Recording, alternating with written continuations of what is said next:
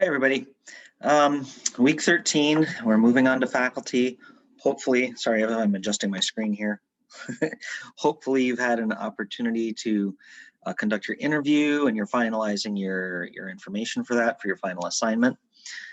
If you're not, it's about time to get moving. And if you're stuck or not sure what you're doing, just reach out to me and we can find a way to move you forward. I want to talk about three things when it comes to faculty. And I think really, in my experience right now in higher education, these are the three hot topics. Well, two of them are hot topics and one of them is an underlying theme. So let me explain. As a consultant, I often am setting foot on a college campus and assessing the overall climate situation. I'm normally not there unless there's a problem. And it's a problem that's big and that they can't resolve or put their finger on. So knowing that I've walked into the situation a number of times, I start to look for some things when I first get to the campus. And one of the things that I look for very early on in assessment is the balance of power. And are there any power struggles? Okay, what I mean by the balance of power is college administration and leadership on one side and faculty on the other side.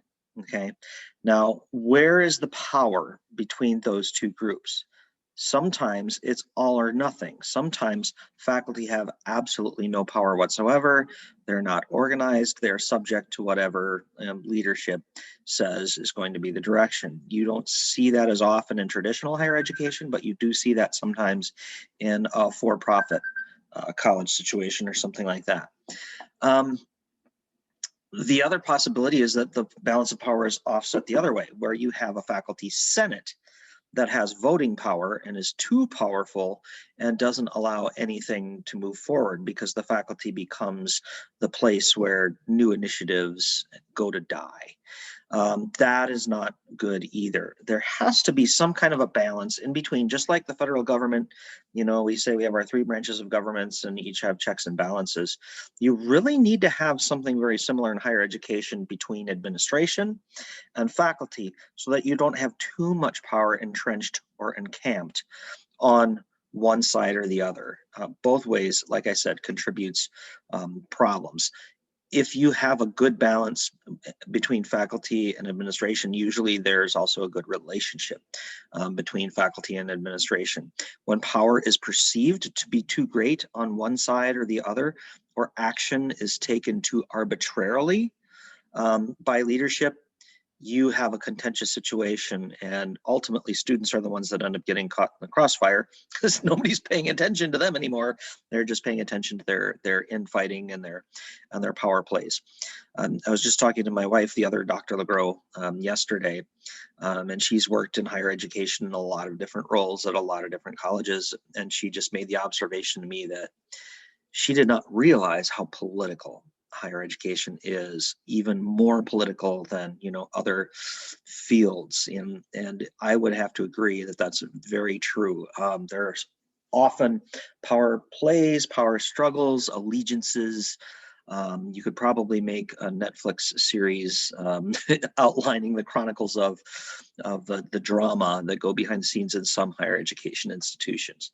So that's the first theme, right? That's what I see as something as a consultant that I always try to find out, where is the balance for that, and is that causing or contributing to larger problems at the university? The second thing, topic, and this a year ago, 2 years ago, I would have told you is the greatest crisis in higher education with faculty, is what I would call possibly the adjunct crisis. Okay. It's a relatively new phenomenon, probably in the last 20 years, that this has become the issue that it has. But I've seen it firsthand in my experience. I understand there's a number of different perspectives on this, but let me just tell you from the perspective of somebody who lived through this for the last 20 years, what I have seen happen. You see colleges having high-paid professors sometimes that are teaching 3 or 4 courses per semester or per term, and they have additional responsibilities that they call, a prep or a release. So usually you've got 5. Some institutions will say you've got 5 preps over the course of a term. So you're going to teach 3. That means you have 2 release times, and those 2 release times should be research and, being on the assessment committee or whatever. Teaching more than that would be considered teaching an overload. And as colleges struggled to meet budgets, the overload became common. Some colleges would pay for an overload, like we're going to pay you for 1 extra prep if you can go and teach 1 more section of this class online. Sometimes it was just told, hey, this is the way it's going to be. We're going to teach 1 more. Again, that's where that comes to the difference in power between administration and faculty, who has the power in that conversation. But what has become more common has been, hey, why don't we hire an adjunct to come in and teach a course, since we don't want to pay another full-time teacher? An adjunct is less expensive because if you pay a full-time instructor, you're going to get 5 preps out of them, but then you also have to give them benefits, and you have to take that into account, everything that goes along with that. And then if you're a tenure track, you have to think about, well, this means we're going to get locked into tenure, and we're going to have this person forever. And once we reach that point, there's not any easy going back. So it became easy to say, well, instead of getting a new professor who's going to teach 4 courses and have 1 prep, why don't we hire 4 adjuncts to teach 4 courses? Or we could hire 1 adjunct to teach 2 courses and another adjunct to teach 2 courses. I know of adjunct instructors that were teaching 3 courses and upwards per term.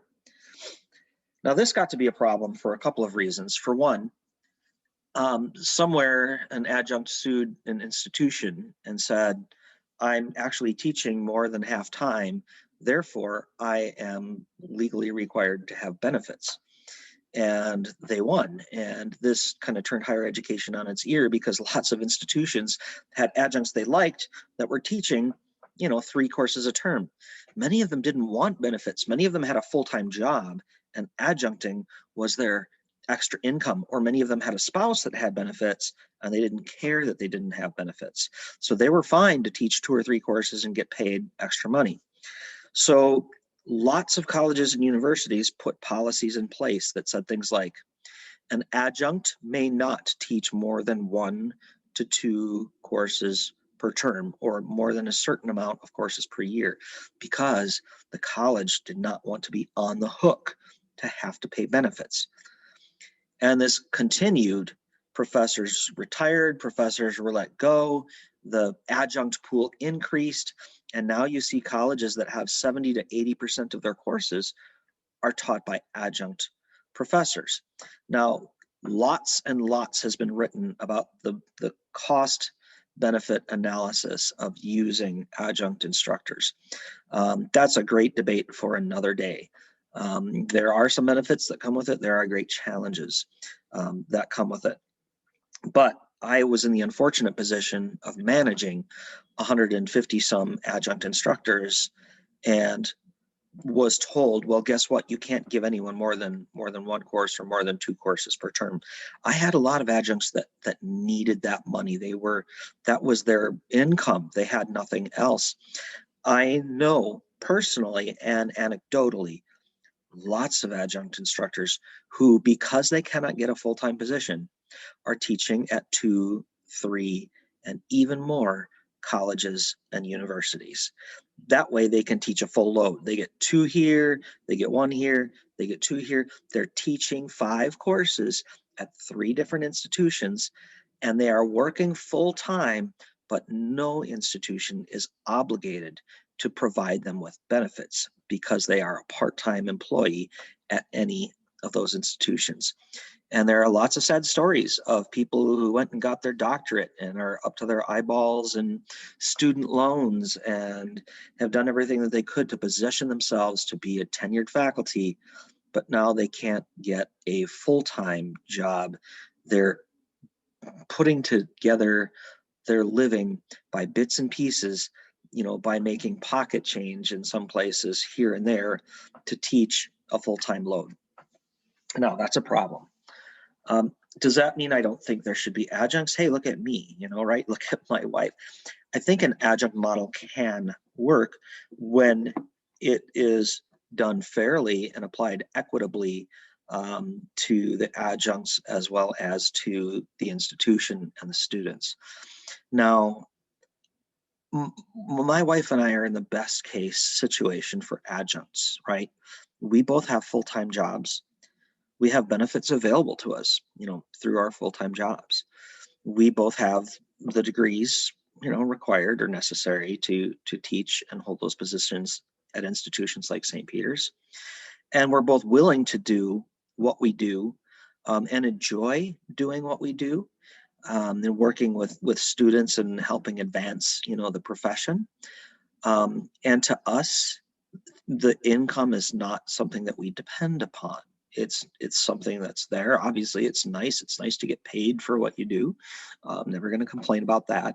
But if St. Peter's contacted one of us, and it's happened in past terms, and said, hey, your course section is not going to run. We just don't have anything for you next term. We shrug and we say, okay, see you the term after. We'll be ready to go when there's a course ready to run.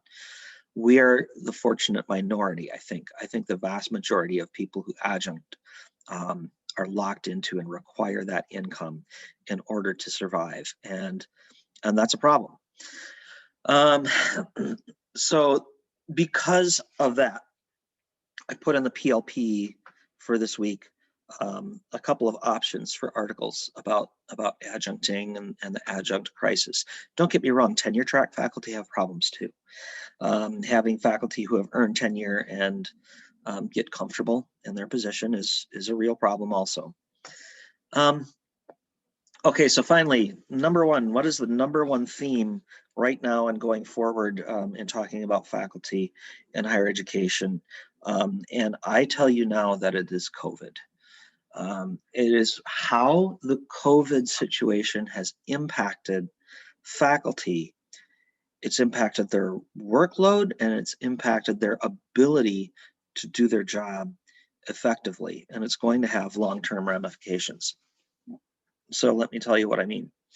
A lot of my time on a day-to-day basis for the past year has been working hands-on, one-to-one with professors who have been taken from the classroom and put into teaching online, and they don't know how to do it, and they don't know how to use the tools to do it, and they don't understand FERPA and how that impacts what they can share and what they can do, and they don't understand the Americans with Disabilities Act and how that affects what they can and cannot do as they teach their classes. They don't understand copyright fair use and what they can take and what they can use and what they can't take and they can use. And then bottom line, end of it all, is they don't even know how to use the technology. They don't know how to use Blackboard or Canvas or Moodle or Zoom or anything or whatever it is they're supposed to be using to teach. And that's compounded by the fact that between you and me, they don't know how to teach. They don't know how to teach in the classroom. They know how to lecture.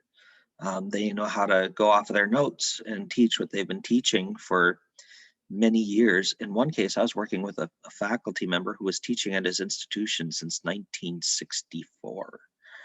I can't even count how many years that is. That's before I was born. He has been teaching at his college and was forced to go from the classroom to online. I have sympathy for faculty who are put into the situation where they have to learn all of these things in order to be able to do what they're doing, and it's nothing that they signed up for. It's nothing that they ever asked for or anticipated, and it's overwhelming. They're being pushed into trainings on accessibility, trainings on fair use, trainings on using the technology tools. And on top of that, they've got students, and you know that because you are those students.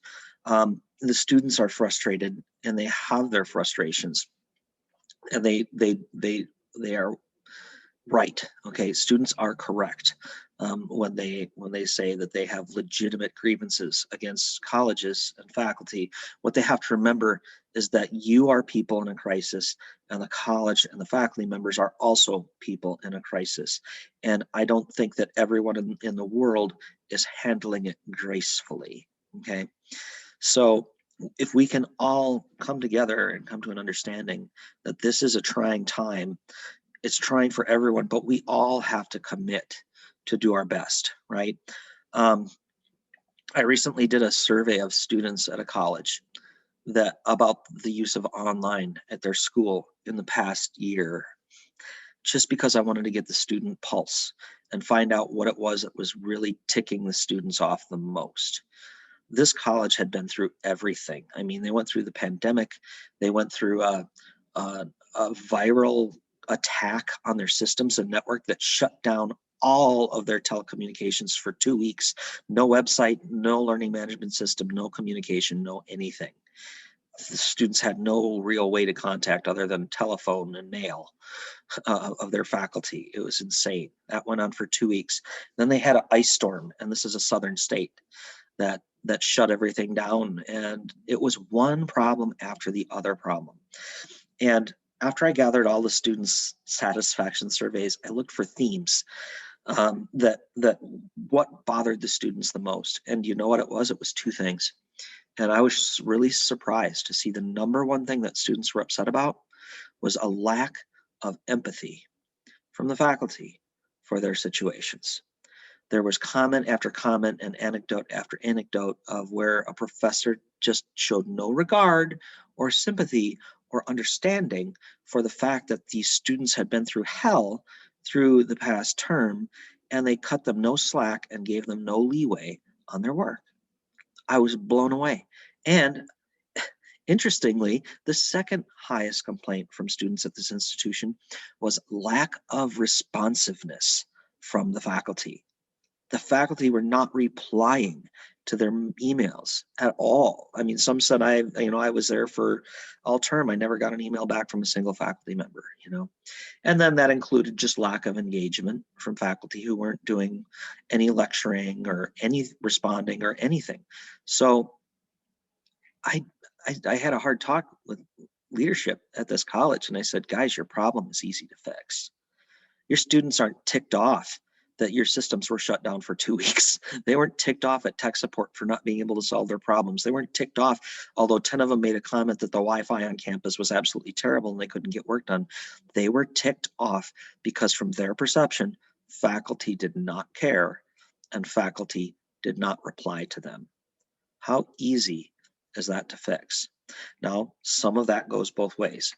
I don't know if I referenced it yet, but there's over 100 lawsuits right now in higher education of students trying to sue the college for not delivering on what they said they were supposed to deliver. They did not. They said the online was not equal to the in-person experience that they were promised or guaranteed. Some of those lawsuits will hit, and some of those lawsuits will miss. But for me, for faculty right now, I think that's the greatest issue or the greatest concern is that many of them are facing is that it's becoming untenable for them to go on a day-to-day basis with this whole online world coming crashing down on them when they were not ready and are not supported enough to be able to survive that. So I welcome your thoughts and comments, especially in the discussion forum this week, where we do address the COVID situation a little bit more. And I did post some articles for you in the PLP this week that relate to some of the other things, especially the adjunct situations that I was talking about. So great. I hope that this was beneficial for you. I hope I remembered to turn record on before I started. Yes, I did. Great. I've had to give lectures twice and they never come out the same way twice. So thank you for watching, and we will see you out there on the forums.